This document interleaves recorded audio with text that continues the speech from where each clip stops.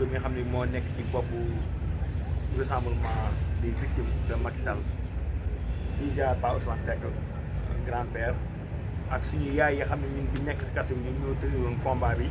ci affaire manifestation ci ay point de presse ñu ne famille des ex-détenus di nuyu notre sœur aussi Maty Sarr Niang bon man nag fi may waxee moom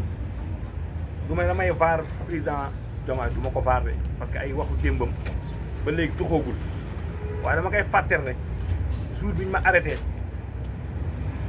dafa am ay kàddu yoo xam ne nii da koo waxoon.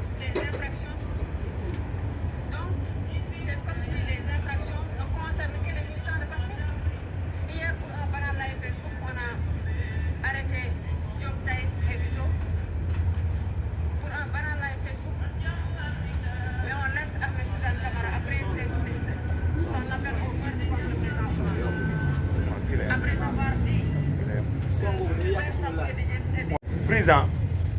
ñun bañ ñu jàppee indignation bi ñu defoon mooy lim naqaru d'abord ne dañoo jàpp ay doomi jàmbur jaay leen doole loolu laa koy fàttali di ko wax ne ko ñun combat bi ñu animé woon conviction bi ñu amoon tey lañ ko gën a am sorti président Ousmane Sonko bi dafa doon loo xam ne nii ndekete moom il souffre dans le silence comme ñun ñii ni ñun souffrir parce que président bi mu génnee rek li mu njëkk a wax rek mooy justice te ñun loolu la ñu promettre woon lan lañ campagne jub jubal jubbanti jubóole moom mosuñ koo campagne jub jubal jubbanti son excellence ne jub jubal jubbanti plat bu naqar la neexul waaye dama koy wax ne ko xeex bi ñu doon xeex dafa amoon loo xam ne nii dafay am te le rappel profite aux croyants dañ koy fàttali ne numéro 9 am na fi vidéo yaa ngi fi am nañ ay preuve yu wér gis nañ ab gendarme mu dóor bal nit ku ñaan Cheikh Wade wala Baye Cheikh Diop wala Bignona wala à Ziguinchor vidéo yi ñu ngi fi nga gis ñu ne am na benn vidéo boo xam ne Makabu dañ koo torté ba mu faatu Pape Ousmane Seck mii mi ngi sama ginnaaw moom Makabu ñoo nekkoon central nga gis ay patriotes yoo xam ne nii ñoom bi ñu ñëwee bi ñu leen defee mandat dépôt ñu fekk ñu rëbës maam situation bi ñu leen defee mandat dépôt da nga naan lii nan la ko nit mën a defee doomu aadama ñii dañ leen a dóor ba damm leen ñii seen loxo yi dafa damm ñii deret ji doon sotteek si ñoom dafa doy waar trop te les preuves sont là léegi lan la ñuy xaar pour def justice te li gën a métti nag mooy loo xam ne dañ koo campagner c'est-à-dire reddition des comptes ak justice ñu man li may bañ wala ñun ñii li ñuy bañ mooy ñu dem ba en 2029 ñu ne ñun dañu suñuy rêve bi gën a mag mooy dañ ko bëgg réaliser mooy président Ousmane Sonko dañ ko bëgg yóbbu pare suñu opposition bi taxaw yor seen socc di ñu ree ñu naan yéen ana ñu doon wax naan danañ jàpp ña xam ne nii ñoom ñooy ñu doon jox ay ordre ak ñu doon exécuter ana ñu tey loolu dañ ko bañee suñu bopp yàlla bu ñu àgg 2029 ñu ne ana ñu sàccoon suñu ay milliards ñu naan kii tey mi ngi dem Sandaga kii tey mi ngi dem Magal Touba kii tey mi ngi dem Gàmmu loolu su amee man humiliation laa ko jàppee ñi fi def liñ fiy def ñi ngi fi ñuy xëy di jàkkaarloo ñoom ñuy dugg ci hôtel yi baax di dund seen dund bàyyi les victimes di souffrir est-ce que ñun loolu lañ doon réclamer kon képp kuy wax képp kuy wax ak boor ba mën di bokk jubóole ñun moom famille des victimes martyrs yi jubóowuñ tey jubóowuñ ëllëg ñun justice la ñuy réclamer justice la ñuy réclamer pare ñun mënuñoo nuyu nit ko xam ne ay loxoom daa daqa deret parce que koo jubale xanaa da nga ko nuyu am Antoine Diome mais il a dit ça à travers ses mains ana juge yi ana procureur xam ne ñoo ne exécuté ordre Macky Sall tey sanction bu ñu leen sanction mooy Tamba la ñu yóbbu est-ce que sax lii respect waa Tamba la est-ce que ñu respecté nañu waa Tamba ana ñoom Mamadou Seck ana Maham Diallo ana procureur Abdou Karim Diop et tant d'autres ana Bassirou Gueye ana Zerra Moussa Fall dama koy tudd je vais citer les noms ana Antoine Diome ana Bara Sankaré ana commissaire ma Serigne Faye ñii may wax ñëpp dañoo seeni loxo dafa tax deret lan la ñuy xaar ci ñoom lan la ñuy xaar ci ñoom interprétation loi Amadou Ba bi biñ ko yëgatee ñun ñii ñëpp dañ ko suddindi ñun ñii ñëpp dañoo gën def point de presse soutenir ko parce que ñun nous réclamons justice bañ demee conseil nga xam ne mooy nday sàtt réew mi na ko lii jarul woon sur le plan la ñuy tegal sur le plan conseil dana leen ay amnistie yooyu yëpp amul njariñ ñii mën nañ leen jàpp traquer leen rendre justice des victimes te du ngeen jaar ci affaire loi d'amnistie sur le plan la ñuy tegal léegi ñun lan la ñu xaar justice président Diomaye Diakhar Faye moo waxoon ne justice dañoo war a teg pression ci moom pour mu jëfee aspiration askan wi les 54% dañoo waxoon ne ñun li ñuy xeex mooy suñu doom yi tëj man mii keroog bi ñu ma arrêté président di indi ñëw si fameux live bi ma def pourtant man ñu ma tëj 11 mois 17 jours dañ maa acquitté dañ maa jugé man am na si génn dañ maa jugé relaxé ma dama defoo dara léegi man lan lay justice warloo ak man est-ce que def na ko ñi faatu tey jii dañ leen a suul sans autopsie le rappel profite au croyant li fi am yàggul ay oto yoo xam ne ministère de l'éducation lañ ciy bind li may wax nii kenn du ko weddi mu yëpp ay nervi ñu gis ay oto yi nervi yu jóge ci permanence APR am na fii ak permanence PS am na fii ay ministres yu recruté ay nervi am na fii mais léegi ñii nag di gunnaa naat di ñu mële ñun ñuy souffrir dans le silence est-ce que réellement ñun lii la ñoo xaar justice dafay nekk réew mi les 54% yàlla dafa dogal ñoom ñoo fal tey président bii nous sommes légitimes légitimité lañ am parce que la démocratie lenn képp la mooy c'est la voix de la majorité ñun majorité tey yii ñoo toog encore di réclamer justice kon nañu rendre justice ñun xeexuñu xuloowuñ ñun justice dañuy réclamer nañu rendre justice te Bassirou Diomaye Diakhar Faye son excellence moom famille des victimes yii wala famille des détenus bi ngeen demee seeti ko kam moo ne lu mu leen waxoon na ngeen dal na ngeen tey gis naa effort yi ngeen di def incha allah 2024 danañ leen rendre justice noonu leen permettre suñu parents yi ñi ngi nekk 2025 lan la ñuy xaar kon pour rendre ñu justice may fàttali ko ñun teguñ pression Ousmane Sonko teguñ pression qui que ce soit idem à Bassirou Diomaye Diakhar Faye son excellence ñun justice dañ bëgg ñu rendre ñu ko loolu képp la ñuy laaj nous sommes patriotes et nous serons d'être des patriotes et on est fiers d'être des patriotes leen li may wax moom mooy maa ngi jégul bokkul woon ci point de presse mooy Abdou Karim Gueye mi wax ne day jóg di réclamer justice Abdou Karim warut a wax suñu place warut a wax suñu tur nañ wax dëgg gi moom moo ne dafa juumoon Ousmane Sonko moo ko manipulé moom moo toog ne maa ngi jégalu Macky Sall kooku kon warut a wax suñu place bay réclamer justice kon moom mook Macky Sall réerewuñ mook kulu naay réerewuñ no xaaral te maa ngi dégg muy wax daan ne Ousmane Sonko ab tapel la da doon jiital doomi jàmbur yi di utiliser doomi jàmbur yi ma koy wax nee na woon dafa ñeme keso président Ousmane Sonko nañ wax benn situation boo xam ne nii bakkanam mënu ci woon des amul situation yi mu dund yëpp bakkanam mënu na cee des li gën a garaaw moo ñu tëj la keso nga def grève de la faim loolu Ousmane Sonko def na ko de boobu Abdou Karim Gueye ñu ngi ko ànd si kaso bi mu ne moom dina def grève de la faim kon nag li may wax mooy fii ku fi balballu ñun xamante nañ fii ku wàcc ci terrain bi ñun fii nga ñuy fekk si liñ ci daw saala yaa ndeer kon daal li may wax mooy justice dañuy réclamer nañu rendre justice loolu képp la maa ngi jégalu baax a baax a baax. nekk un militant de première heure du parti bi. waaw d'accord nekk un militant de première heure parce que je suis le responsable de massification Pastef Patte d'Oie depuis 2015 loolu tey loolu yàgg na alors ñu accusé ma coordinateur force spéciale. Je vais essayer d'être bref ci ñi fi jëkk jaar li ñu wax ci dynamique demande de justice. François Mancabou enquête bi ci man lañ ko jëkk a commencé François Mancabou enquête bi ci man lañ ko jëkk a commencé qu'est-ce que j'ai dit dama ni police waa DIC nañu xool caméra yi nga xam ne si ñu ngi dans toutes les cellules yu nekk biir police plateau bu dee principal central et ba pare ñu xool seen fichier ci yeneen détenus yi nga xam ña nga fa nekk dañ fay nekk nga xam leneen moo leen fa andi woon ñii sàcc ñii ku nekk ñu dugal leen fa bu ñu defee enquête ci ñooñu ils vont voir que François Mancabou bu guddee dañ koy tëral di ko bës ak di ko ëpp ndax torture yooyu ñu ko doon def kon boog bu fi kenn wax ni François Mancabou kenn torture preuve ku ko bëgg am da ngay xool vidéo yi ñuy tim tu verras que François Mancabou bu guddi jotee détenu politique yi dañ koy bës ak di ko ëpp ndax yaram yu metti guddi nelaw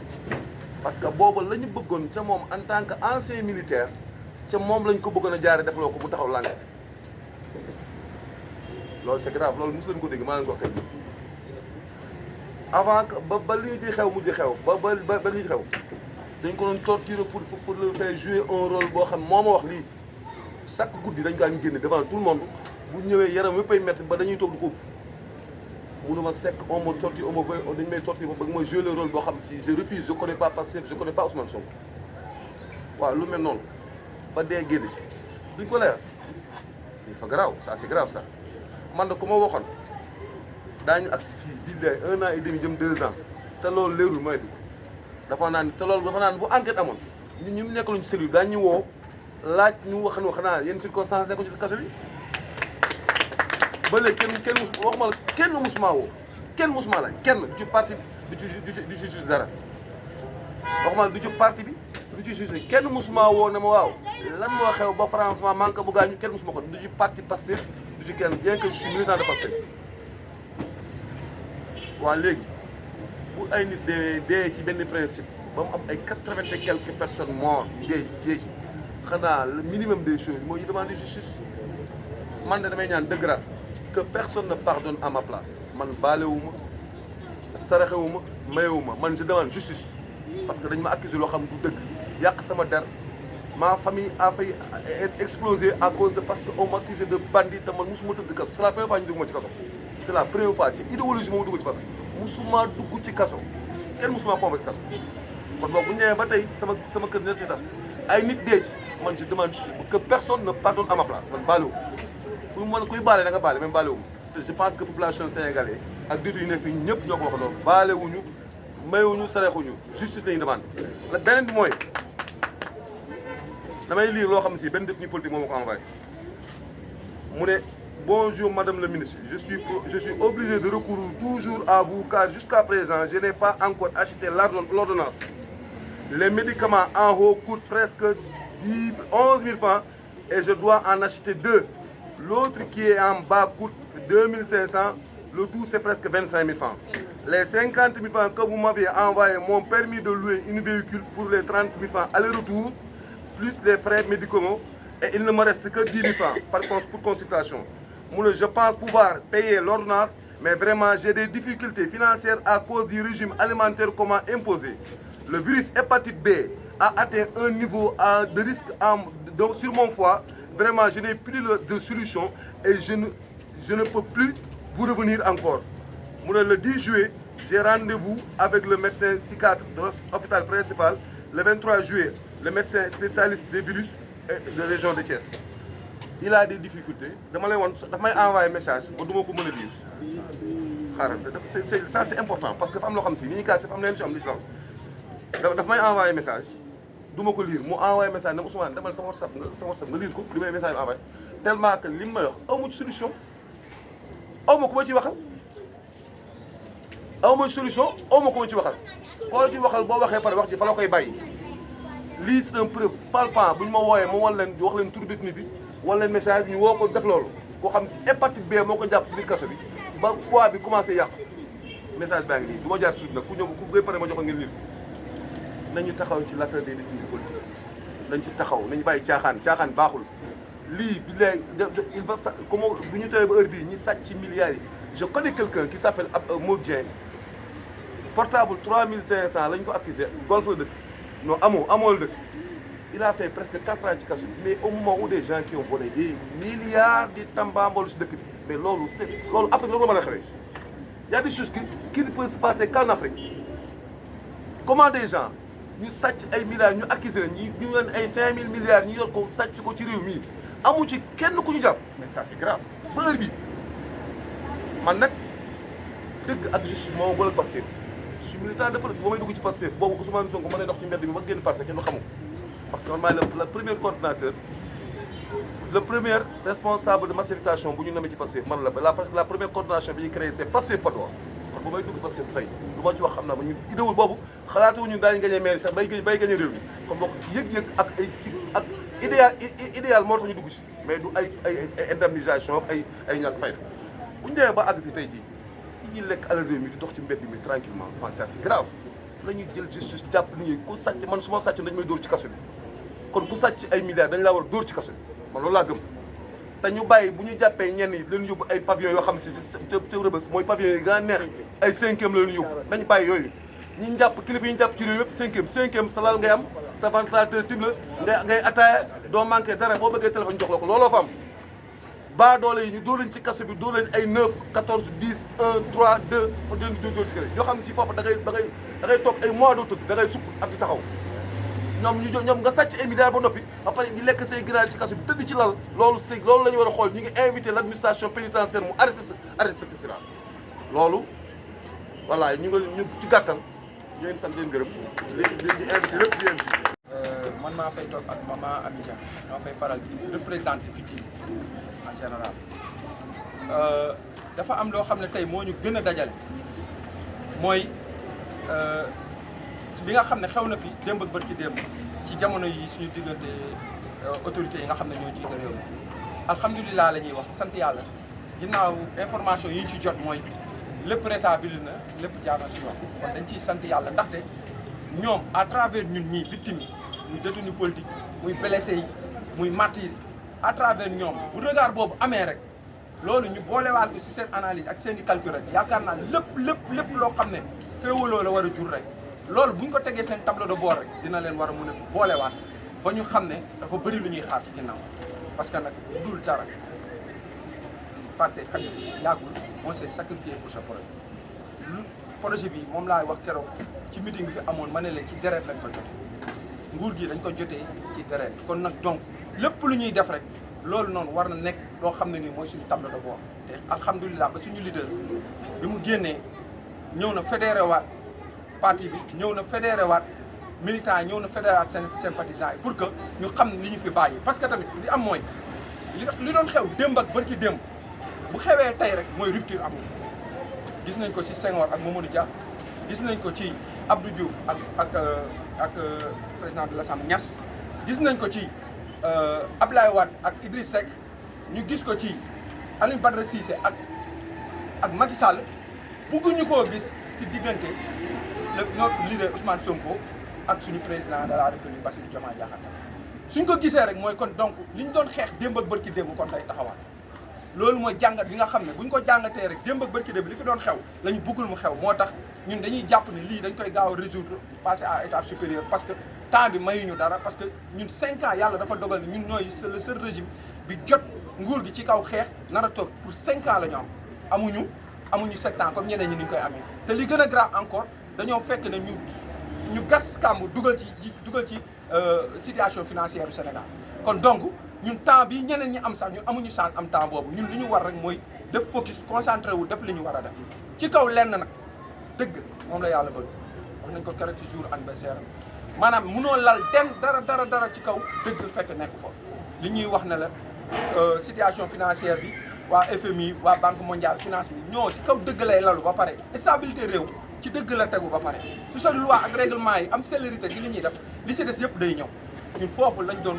gars yi joxe nañ information yi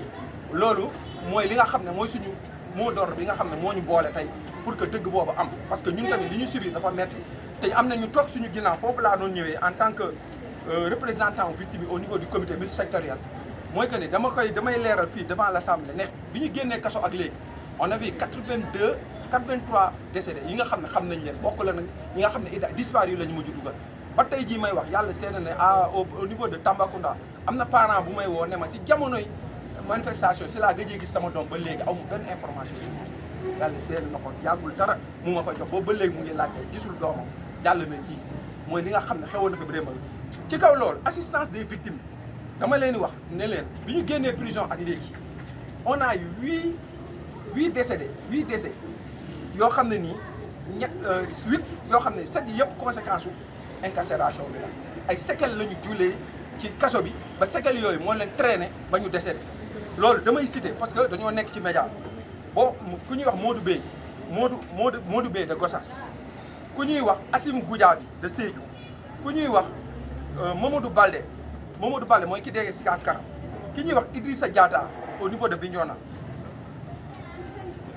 ki ñuy wax Elimane Diagne à Yeumbeul ki ñuy wax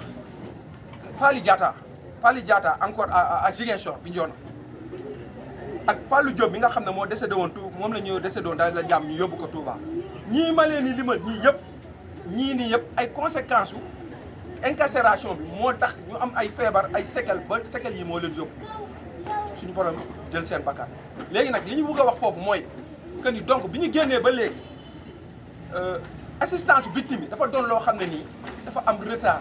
boo xam ne kenn mënu ko mesurer bu ñu toogoon ba tey ñu ne dina am koo xam ne dina décédé parce que amul ordonnance comme doyen ni nga koy liiree noonu bu mu mën a ba fa bëgg a jënd ordonnance mënu ko jënd ñun loolu mënuñu koo tolérer mënuñu koo accepter ak état démembrement état ni mu toll. te loolu moo ñu dal li tax ma jox leen chiffres yi laa leen wax ak ay tur wax leen fi ñu dëkk bu ñu wax ne lii lu existé la lu réel la kon donc assistance victime yi nga xam ne ñu ngi ko doon réclamer démb ak tey lañ ko gën a réclamer xam ne les martyrs on avait dit que ne assistance dinañ leen taxawoo ci 10 millions xaalis bi ça importe peu parce que ku perte bakkan 10 millions mënul satisfaire ay waajuram mais li si am mooy bi ñu ko tuddee ba léegi 5 personnes ñoo si jot 5 sur les 83 yi nga xam ne recensé nañ léegi nag ci 5 personnes yooyu ñu laaj leen ñu demandé leen ay certificat d'hérédité greffier yi actuellement ñu sont en grève te certificat d'hérédité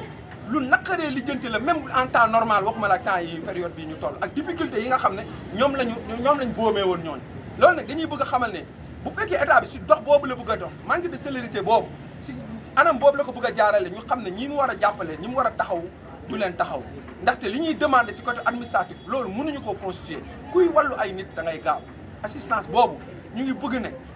ministère de la solidarité lu mu gën a dox si ay jéego na ko dox wala boobu primature mi nga xam ne moo yoroon dossier bi moom mu jëlaat dossier bi en charge jëlaat ko en main boole ko ànd ko victime yi mun nañ ko traité seen bopp mais li ñuy gis nii instant yi métti na ba si kanamu yàlla barki démb nii jabaru François Manka mu ngi may woo ñu ngi koy waaj a génnewaat location encore fi mu dëkk te li ñu koy génne la chaque jour ñu ngi koy assumer pour mu génn te nawet bi ndox këram day seet loolu la ay taxaw la yoo xam ne nii état mënuñu concevoir ne état du Sénégal war na mun a ci ñun nga xam ne ñoo moom ñoo jël régime bi war fee teg dëgg ñu toog ba léegi nii mënuñoo am assistance boobu ñu war a am man foofu laa glissé que ñu xam ne li fi xewoon démb ak barki de biñ ne ñu rupture amul kon donc suñu premier ministre biñ ne rupture amul kon donc ñun tey lañ ñun dafay firndewu si ñun mën nañ koo firndeel mooy li ma leen fi wax nii yëpp ay fee la yoo xam ne nii ci après notre accession à la magistrature suprême si la ñu dalee loolu mënuñu ko woon a concevoir loolu nag laa ne woon dinañ ko jàllale car justice soit faite justice nag ñaari justice la dafa am justice boo xam ne nii mooy cadre juridique bi mais dafa am justice sociale boobu man mi nga xam ne maay fekkee assistance victime yi man xam naa ne justice sociale boobu amul gars yi li ñuy woo suba ngoon di jàmbat nekk ci ay jafe-jafe dafa ëpp te loolu c'est on en appelle à notre président on en appelle au premier ministre et même au-delà le parti Pastef ñoom ñëpp état à l'unanimité ñoom ñu taxaw ci pour mun ñoo jàppale pour léegi lii ñu jógee incha allah ñu leen jëm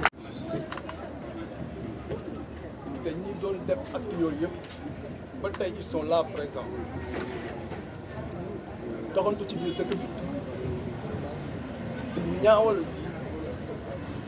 les gens du pouvoir parce que ils sont intouchables te defe naa ne pour nga mën a baal nit day fekk sa aajo faju mais ñun suñu aajo faju donc mënuñu baal kenn fi ñu toll nii mooy